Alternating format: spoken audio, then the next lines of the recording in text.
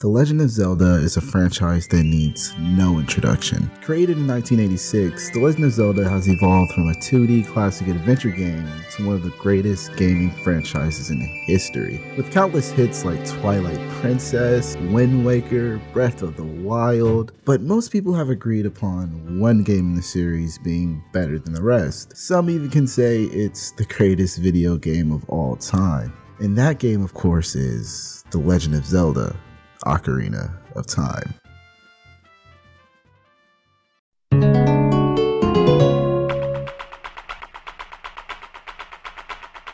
Ocarina of Time was conceived by Mario creator Shigeru Miyamoto. The concept of Link came from various books and movies, most notably The Lord of the Rings. Miyamoto's main objective with The Legend of Zelda was to put players in the shoes of Link and go out on an adventure. But due to hardware limitations, these adventures would mostly live in the player's imagination, since the 8-bit era could only interpret these ideas so much. So to make up for the limitations, much of the story would live with the game's manual, and various artwork would help depict the visuals of these characters. But as the 8-bit era came to an end and the rise of 3D gaming was coming ever so close, many wondered what that would mean for Zelda, and oh boy did it do justice. The first tech demo for 3D Zelda was presented at a Space World convention, and this depiction was very bare bones. It didn't offer much, but there was so much possibility. And with the success of Super Mario 64, the anticipation for this game only rose. And on November 21st, 1998, the world would finally have their hunger quenched. Ocarina of Time was released to critical acclaim and took the gaming landscape by storm. At the time, there had never been a game that combined visuals, gameplay, and storytelling quite like Ocarina of Time. The game starts with this beautiful opening cutscene that lets you know you're in for an adventure, and you start off in the beautiful, friendly Kokiri Forest. You're then introduced to your best friend, a green-haired girl named Saria, and how can I forget your not annoying fairy companion, Navi? ¡Cállate, perra! As a kid playing this, I remember I was stuck in the Kokiri Forest level for a lot longer than I should have been. Not because the puzzles were too difficult, but because it offered such a sense of comfort. There are no monsters, everyone is friendly, well except for this asshole, and the greatest challenge you face is running in the grass to get enough rupees to buy a shield. This contrast to an area such as Hyrule Field is night and day, literally.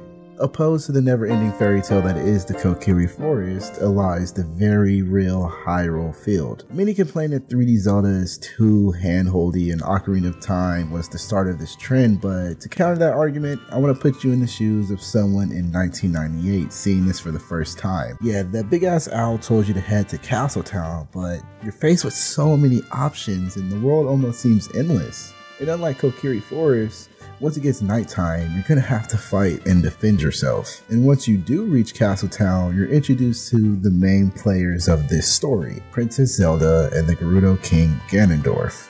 It's so fitting that all three of you are here at this time because this is when you're given your first ocarina and you're officially set out on your adventure to gather the 3 stones to open the doors to the Temple of Time. But of course along the way you run into friends and have to solve problems to reach each individual stone. But of course once you do eventually gather all 3 stones, disaster strikes and your greatest nightmare becomes true.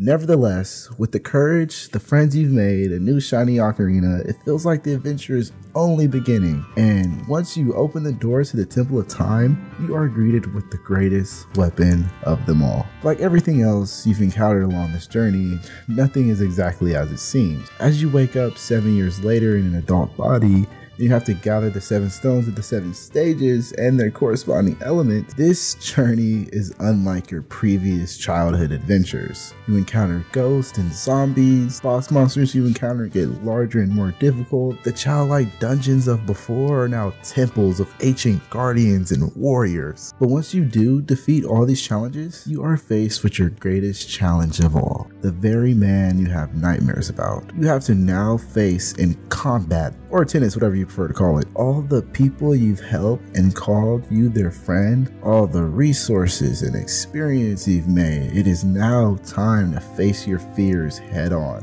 And of course, the hero comes out victorious, but at a great cost. You see, in the 7 years you were in the Temple of Time, the world around you has deteriorated, and the only way it can be saved is if none of this ever happened. Ocarina of Time is an outstanding game, and its story is what has kept me so invested, even with the game being so old. I first experienced playing this game when I was around 5, and I didn't beat it till I was 15. It's not because I sucked at video games or lacked the skill to progress, it was simply because the game just felt too close to home. When I was a kid, I was always so afraid of everything. I was always quiet because I was scared of saying the wrong thing. I was always sad because I didn't have any friends, and I felt really alone, honestly. But whenever I played Ocarina of Time, I felt like I was achieving something. Like everything I did, I would somehow impact my future. I felt like I was important, like I mattered, like I was the main character of my own story. It made me feel like I actually belonged. It took me so long to beat the game because it was so many times where I'd get stuck or I'd die and have to start over, puzzles I couldn't figure out. But I never gave up. And every time I started the game after a long time of not playing, I'd progress. That never give up approach I took led me to finishing the game. And I know it sounds funny comparing a video game so closely to real life, but that's what Ocarina of Time does for me. It's a game that showed me that even in the hardest of circumstances, a little bit of courage goes a long way. In more recent years, Ocarina of Time is now praised for things like the Z-Lock-On mechanic and the beautifully orchestrated cutscenes. See, Ocarina of Time is good for those reasons, yes, but what makes the game so good is the care put behind it. Nowadays, games are seen as a way to make money rather than be actually good games. I understand that video games should be fun first, but gaming has evolved so much since the days of Ocarina of Time that a game that has beautiful visuals, a compelling story, and actually fucking work shouldn't be this hard to come by. As time goes on, games like Ocarina of Time are only harder to come across, and I believe that video games is a genre unlike no other. There is no other form of media that lets you immerse yourself in a world like video games. So why are we not making use of this instead of using it as a way to print dollars? I understand if you don't agree that Ocarina of Time is the greatest game of all time. There are many good games, but there definitely hasn't, and maybe never will be, another game just like it. Thanks for watching.